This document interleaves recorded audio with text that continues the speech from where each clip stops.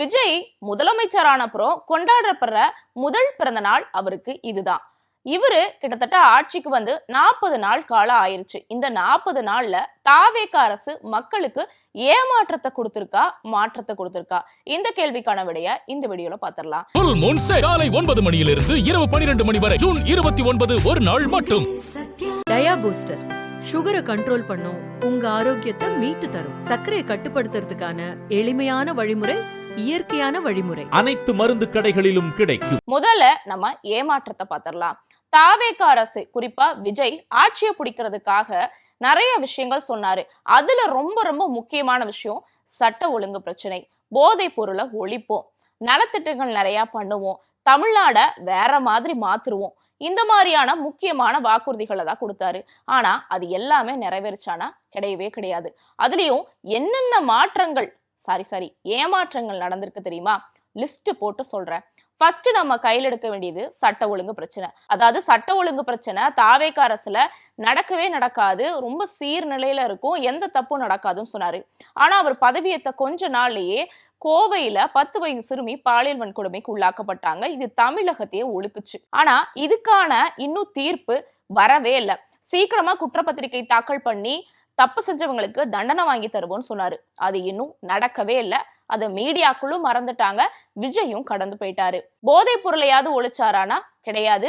திருச்சியில ஒரு இளம் வயது பெண் தன்னோட கையில போதை ஊசி போட்டுக்கிட்டு இறந்துட்டாங்க.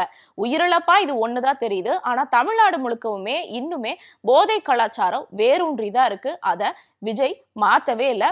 அதன் மூலியமா மக்களுக்கு ஏமாற்றத்தை தான் கொடுத்திருக்காரு. பெண்கள் மீது நடந்த வன்கொடுமை எக்கச்சக்கமா இருக்கு. ஒரு பெண்ணை கல்லால வச்சு அவனோட காதலன் மூஞ்சிய சதைக்கிறான். இந்த வீடியோ வெளியாகி பெரிய அதிர்ச்சியை ஏற்படுத்துச்சு. போன வாரத்துல ஒரே நாள்ல 5 சிறுமிகள் பாலியல் வன்கொடுமைக்கு உள்ளாக்கப்பட்டாங்க. இந்த சம்பவம் தமிழ்நாட்டையே மீண்டும் உழுக்குச்சு. தொடர்ந்து பெண்களுக்கு எதிரான பாலியல் வன்கொடுமையை ஒழிக்கிறதுக்காக சிங்கப்பெண் அதிரடிப்படையை கொண்டு வருவன்னு சொல்லி கொண்டு வந்தாரு. அந்த சிங்கப்பெண் அதிரடிப்படையில வேலை செய்யக்கூடிய ஒரு பெண்ணுக்கே பாலியல் வன்கொடுமை நடந்துச்சு. ஆக மொத்தத்துல தாவேக அரசுல சட்டம் ஒழுங்குங்கிறது சந்தி சிரிக்குது. இதுல இருந்து விஜய் மக்களுக்கு ஏமாற்றத்தை தான் கொடுத்திருக்காரு. அடுத்து சொன்ன வாக்குறுதிகள், எப்படியாவது நம்ம இந்த தமிழ்நாட்டுல ஜெயிச்சிடணும், எப்படியாவது ஆட்சியை பிடிச்சிடணும்னு ஆட்சியை பிடிக்கிறதுல மட்டுமே இருந்த விஜயோட கவனம் வாக்குறுதியை நிறைவேற்றுறதுல இல்ல. ஆட்சியை பிடிக்கிறதுக்காக எக்கச்சக்கமான வாக்குறுதிகளை அள்ளி வீசி இருந்தாரு. அது எல்லாமே கவர்ச்சிகரமான வாக்குறுதிகளா இருந்துச்சு. குறிப்பா மாசத்துக்கு 6 சிலிண்டர், பெண்களுக்கு மாதம் 2500 ரூபாய் தருவேன், வேலை இல்லாதவங்களுக்கு 4000 ரூபாய் தருவேன், தாய்மாமன் சீரு, புதுமண பெண்களுக்கு தங்கம் தருவேன், பட்டு புடவை தருவேன், விவசாயிகளோட முழு பயிர் கடனை ரத்து பண்ணுவேன், இலவச மின்சாரம் மாதத்துக்கு ஒரு முறை 200 யூனிட் தருவேன்னு எக்கச்சக்கமான வாக்குறுதிகள் கொடுத்திருந்தாரு. அதுல இப்ப வரைக்கும் எதையுமே பெருசா நிறைவேற்றினது 2 தான். அதுலயும் சொன்னது ஒண்ணு செஞ்சது ஒண்ணா இருக்கு. அதுலயும் குறிப்பா இந்த பயிர்க்கடன் தள்ளுபடி, விவசாயிகளுக்கான பயிர்க்கடன் தள்ளுபடிய முழுசா ரத்து பண்ணுவேன்னு சொல்லி தேர்தல் வாக்குறுதியில சொல்லிட்டு ஆட்சியை பிடிச்சப்புறமா 50,000 வரைக்கும் கடன் வாங்கின விவசாயிகளுக்கு மட்டும் தள்ளுபடின்னு சொன்னாரு. அதனாலேயே விவசாயிகள் பெரிய ஏமாற்றம் அடைஞ்சு போராட்ட களத்துல இறங்குனாங்க. அதுக்கப்புறம் எங்க பெரிய பிரச்சனை ஆயிடுமோன்னு 75,000க்குள்ள வாங்கினவங்களுக்கு தள்ளுபடி பண்ணுவேன்னு சொல்லியிருக்காரு. ஆக மொத்தத்துல விவசாயிகளோட முழு பயிர்க்கடனை தள்ளுபடி பண்ணுவேன்னு சொன்னது முழுக்க முழுக்க ஒரு பொய்யான வாக்குறுதியா தான் இருக்கு. இதன் மூலியமா மேலும் விவசாயிகளுக்கு ஏமாற்றத்தை தான் தாவேக அரசு கொடுத்திருக்கு. அடுத்து மின்சாரம், மாசத்துக்கு 200 யூனிட் ஃப்ரீன்னு சொன்னாரு.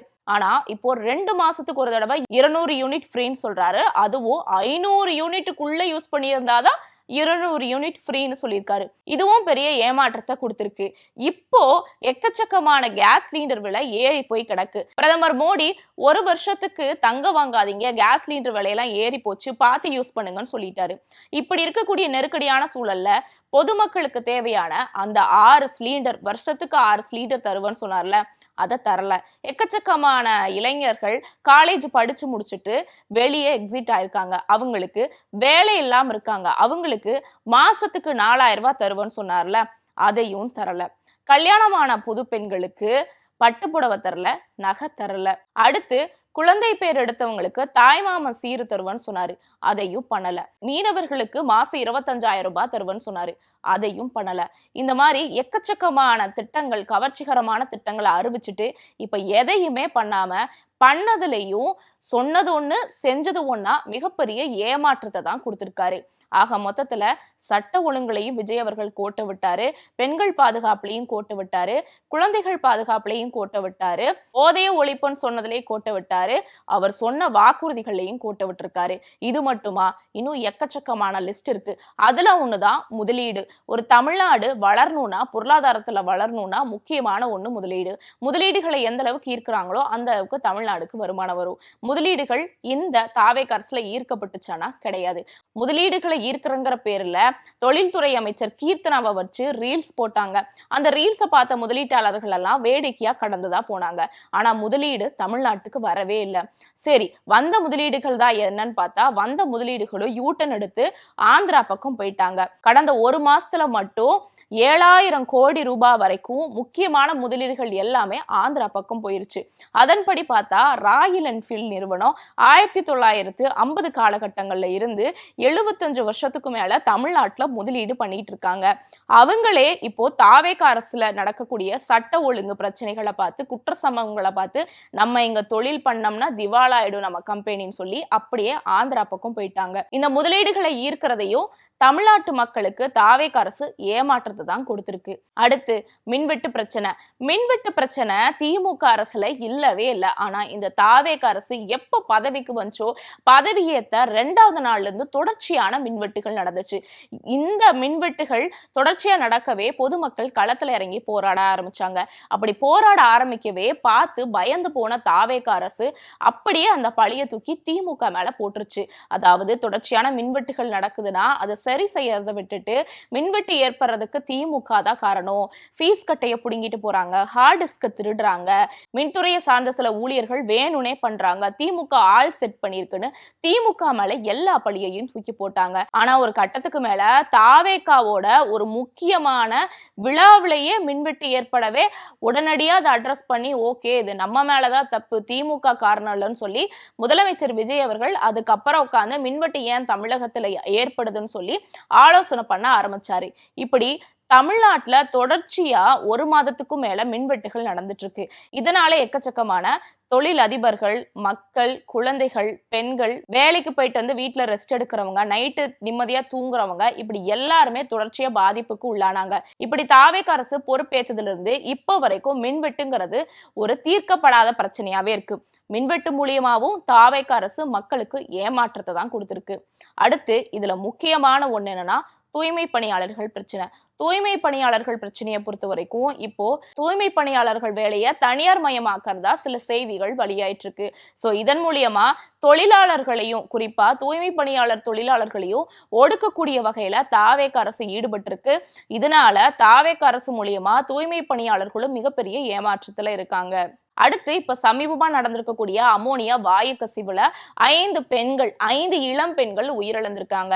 அவங்களுக்கு இழப்பீடு தொகையா 10 லட்சம் 5 லட்சம் வழங்காம சொற்ப பணம் 2 லட்சம் ரூபாயை விஜய் அறிவிச்சிருக்காரு. அது மட்டும் இல்லாம இதுல பாதிக்கப்பட்டிருக்கக்கூடிய மேலும் இப்ப ஆஸ்பத்திரியில் இருக்கக்கூடிய குடும்பங்களுக்கும் எந்த நிதியுமே அறிவிக்கல. தொடர்ச்சியா தாவேக அரசு பொறுப்பேற்றதுல இருந்து இப்ப வரைக்கும் மரண ஓலங்கள் தான் தமிழ்நாடு முழுக்க ஏற்பட்டு இருக்கு. இப்படி மரண ஓலங்களை ஏற்படுத்துறதுக்காக தான் ஏமாற்றத்தை கொண்டு வந்திருக்கா இந்த தாவேக அரசு. இது மட்டுமா, பொதுமக்களுக்கு மட்டும்தான் இந்த தாவேக அரசு ஏமாற்றத்தை தருதான்னு பார்த்தா அரசியல் கட்சி தலைவர்களுக்கும் ஏமாற்றத்தை தான் தருது. அதன்படி பாத்தீங்கன்னா அதிமுக இருக்கக்கூடிய முக்கியமான முன்னாள் அமைச்சர்களையும் சிட்டிங் எம்எல்ஏக்களும் குதிரை பேரம் மூலியமா கடத்தி தன்னோட கட்சியில சேர்க்கக்கூடிய வேலையில இந்த தாவேக அரசு ஈடுபட்டு இருக்கு. அது மட்டும் இல்லாம சட்டசபையில இருட்டடிப்பு நடந்திருக்கு. எதிர்கட்சிகளை பேச விட மாட்டாங்க. இதன் மூலியமா பெரிய ஏமாற்றத்தை கொடுத்திருக்கு. இதன் மூலியமா 60 வருஷமா ஒரு ஆளுங்கட்சியாவும் இருந்து எதிர்கட்சியாவும் இருந்த அதிமுகவை சிதைக்கிற வேலையில இப்ப வந்திருக்கக்கூடிய தாவேக அரசு செஞ்சுகிட்டு இருக்கு. இதுதான் எதிர்கட்சிகளா இருக்கக்கூடிய மாற்று கட்சியினருக்கு தாவேக செய்யக்கூடிய மிகப்பெரிய ஏமாற்றம். இத பத்தி கேட்டா நாங்க அதெல்லாம் ஒண்ணும் பண்ணல, எல்லாம் விருப்பப்பட்டுதான் வராங்கன்னு மீண்டும் மக்களை ஏமாற்றக்கூடிய வேலையில இந்த தாவேக அரசு இறங்கியிருக்கு.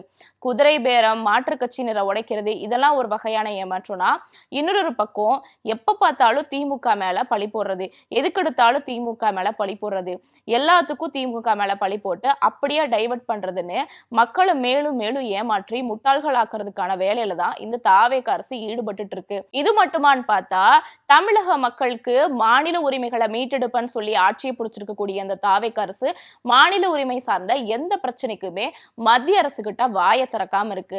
மத்திய அரசு கிட்ட ரொம்ப இணக்கமா போகுது. குறிப்பா தமிழ் தாய் வாழ்த்து முக்கியமான அரசு நிகழ்ச்சிகள்ல முதல்ல பாடப்படல, அதுவே பிரச்சனையாச்சு.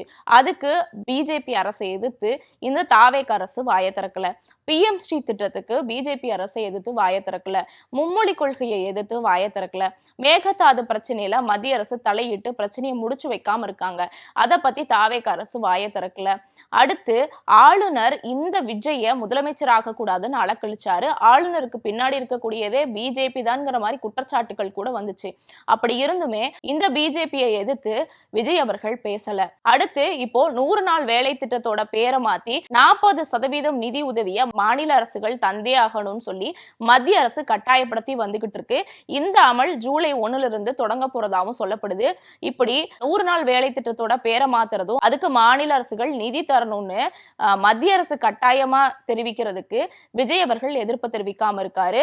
இதுவும் பெரிய சர்ச்சையா இருக்கு. இந்த மாதிரி மாநில உரிமைகள் சார்ந்த விஷயத்துக்கு மத்திய அரசை எதிர்த்து பேசாம அடங்கி போகக்கூடிய வேலைய, அமைதியா போகக்கூடிய வேலையில தான் இந்த தாவேக அரசு ஈடுபடுறது மூலியமா இதுவும் மக்களுக்கு மிகப்பெரிய ஏமாற்றத்தை தான் கொடுத்திருக்கு. இந்த மாதிரி நான் சொன்னது கொஞ்சம், இன்னும் சொல்லாதது எக்கச்சக்கமா இருக்கு. இப்படி தாவேக அரசு பொறுப்பேற்ற 40 நாட்கள்ல இவ்வளோ ஏமாற்றங்கள் மக்களுக்கு கிடைச்சிருக்கு. சரி, மாற்றமா தாவேக அரசு மக்களுக்கு என்ன பண்ணிருக்குங்கிறத பார்ப்போமா? அதுல ஃபர்ஸ்ட் மாற்றம் என்னன்னா, இதுக்கு முன்னாடி வரைக்குமே முதலமைச்சரா இருக்கவங்க அமர்றதுக்கு மரச்சேர் தான் அவங்க தலைமைச் செயலகத்துல இருக்கும். ஆனா இப்ப அதை மாத்தி குஷன் சேரா போட்டிருக்காங்க. இந்த குஷன் சேரு கிட்டத்தட்ட 50,000 இருந்து 1 லட்சம் ரூபாய் வரைக்கும் வரும். இந்த மாற்றத்தை கொடுத்திருக்காங்க.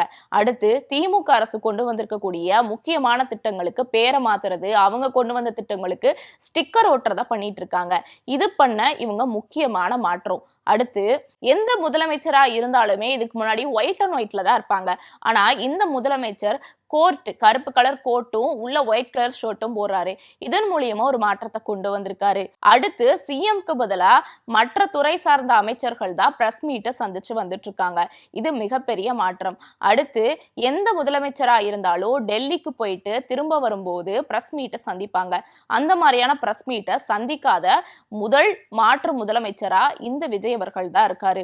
அடுத்து இதுக்கு முன்னாடி இருந்த அமைச்சர்கள் யாருமே ரீல்ஸ் போடுறத ஒரு கலாச்சாரமாவே கொண்டு வரல. ஆனா இந்த தாவேக அரசுல எல்லா அமைச்சர்களுமே இன்ஃப்ளூயன்சர்ஸ் மாதிரி ரீல்ஸ் போட்டுட்டு இருக்காங்க. அதுக்கு பிஜிஎம்ஸ் கூட போடுறாங்க. அதாவது ரொம்ப சோகமான நிகழ்வுக்கு கூட ஒரு மாசான பிஜிஎம் போட்டு ரீல்ஸ் போடக்கூடிய திறமை இந்த தாவேக அரசுல மிகப்பெரிய மாற்றமா நடந்திருக்கு. ரீல்ஸ் போட்டு முதலீடுகளை ஈர்க்கக்கூடிய முதல் மெத்தட மாற்றமா இந்த தாவேக அரசுல கொண்டு வந்திருக்காங்க. அடுத்து ஸ்கூல்ல தளபதி கச்சேரி பாட்டு போட்டு அதன் மூலியமா விஜய் பிறந்தநாளை கொண்டாடுற அளவுக்கு தாவேக கட்சியினரை சேர்ந்தவங்களுக்கு தைரியம் வந்திருக்கு. இந்த மாற்றமும் இந்த ஆட்சியில தான் கிடைச்சிருக்கு. அடுத்து பொய்யான செய்திகள் பரப்பப்படுறது, அதுக்கு விஜய் அவர்கள் எதிர்ப்பு தெரிவிக்காம இருக்கிறது. இது ஆட்சி தாவேக ஆட்சி பொறுப்பேற்றதுல சமீப காலமா நிறைய நடந்துச்சு. அதுக்கு தாவேக அரசு கண்டனங்கள் தெரிவிக்கல. அது மிகப்பெரிய மாற்றமா இருந்தது. இப்படி எக்கச்சக்கமான மாற்றங்கள் இந்த தாவேக அரசுல நடந்திருக்கு. அதாவது ஏமாற்றமும் மக்களுக்கு கிடைச்சிருக்கு. மாற்றத்துல ஏதாவது நல்லது கிடைக்குமானா அதுலயும் மக்கள் ஏமாந்துதான் போயிருக்காங்க. இப்படி ஏமாற்றத்தை மட்டுமே தரதுக்காக இந்த தாவேக அரசு ஆட்சியை பிடிச்சிருக்கு. ஆக மொத்தத்துல இந்த 40 நாள்லயே இவங்க பண்ண ஏமாற்றங்களை மக்கள் தாங்க முடியாம ரோட்ல இறங்கி போராட ஆரம்பிச்சுட்டாங்க. இந்த சூழ்நிலையில இதுக்கு மேலேயும் இந்த ஆட்சியில மரண ஓலங்கள் கேட்கிறதோ இல்ல மக்களை ஏமாற்றக்கூடிய வகையில தாவேக அரசு செயல்பட்டாலோ கண்டிப்பா இந்த ஆட்சி நீடிக்குமாங்கிறது ஒரு பெரிய கேள்விக்குறியாதான் இருக்கும். நீங்க சொல்லுங்க, முதலமைச்சர் விஜயோட இந்த 40 நாள் ஆட்சியை பத்தி என்ன நினைக்கிறீங்க? மறக்காம உங்க ஒப்பீனியனை கமெண்ட்ல சொல்லுங்க.